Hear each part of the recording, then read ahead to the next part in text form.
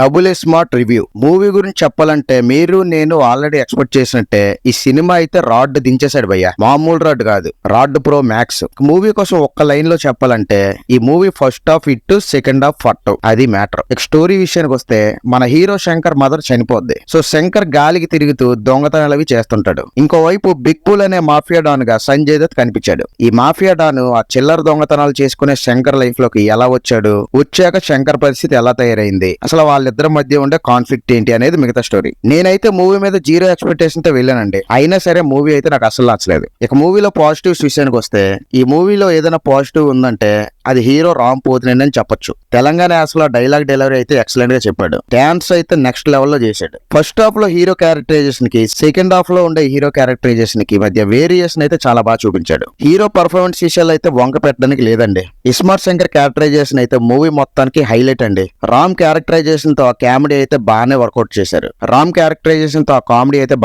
చేశారు. ఈ విషయంలో అయితే పూరి డైరెక్షన్ బాగానే ఉంది. కాకపోతే స్టోరీ అయితే మనకు తెలిసిందే. బట్ ఆ తెలిసిన స్టోరీని పూరి తన టేకింగ్ తో ఎంగేజింగ్ గా ప్రెజెంట్ చేశాడు. నెక్స్ట్ వచ్చే మూవీ రివ్యూస్ చూడాలనుకుంటే మన ఛానల్ సబ్స్క్రైబ్ చేసుకొని పక్కన ఉన్న గంటను కొట్టండి. ఇంకా వీడియోని కూడా లైక్ చేయండి. ఇంక ఈ మూవీ ఇంటర్వెల్ అయితే చాలా రొటీన్ గా ఉంది. ఫస్ట్ హాఫ్ అయితే ఓకే అని చెప్పొచ్చు. అలా అని ఫస్ట్ హాఫ్ మరీ ఎక్స్ట్రాడినరీగా ఉండదు, జస్ట్ ఓకే. సినిమాటోగ్రఫీ చాలా బాగుంది. మూవీ ప్రొడక్షన్ వాల్యూస్ కూడా బాగున్నాయి. ఆ విషయాలు అయితే ఎక్కడ కాంప్రమైజ్ అవ్వలేదు. మూవీ చూడడానికి గ్రాండ్ గా కనిపిస్తుంది. మార్మంత సాంగ్ కొరియోగ్రఫీ చాలా బాగా చేశారు. ఇక నెగిటివ్స్ విషయానికి వస్తే story and screen play worst గా ఉంది. మూవీలో అమ్మ ఎమోషన్ ఉంటుంది, బట్ అది ఆడియన్స్ కి అస్సలు కనెక్ట్ అవ్వదు. ముఖ్యంగా సెకండ్ హాఫ్ లో దాబాలో వచ్చే సెంటిమెంట్ సీన్ ఇంకొంచెం బాగా రాసుకోవాల్సింది. ఆ సీన్ అయితే చెడగొట్టారు. ఇంటర్వెల్ లో మన కాన్ఫ్లిక్ట్ కరెక్ట్ గా చూపించి అది సెకండ్ హాఫ్ లో కంటిన్యూ అవుతుందని హోప్స్ ఇచ్చారు. బట్ అస్సలు ఆ పరిస్థితి ఉండదు. సెకండ్ హాఫ్ అంతా రొటీన్ రొట్టనే చెప్పాలి. క్లైమాక్స్ అయితే అట్టర్ ఫ్లాప్ అయింది. అస్సలు ఇంపాక్ట్ లేదు. అలీ కామెడీ ట్రాక్ కూడా ఫ్లాప్ అయింది. అలీతో ఈ రోజుల్లో అలాంటి కామెడీ అనవసరంగా చేయించారనిపించింది. Mani Sharma songs and BGM కూడా ఫ్లాప్ అయ్యాయి. ఒక మార్మంత సాంగ్ ఓకే,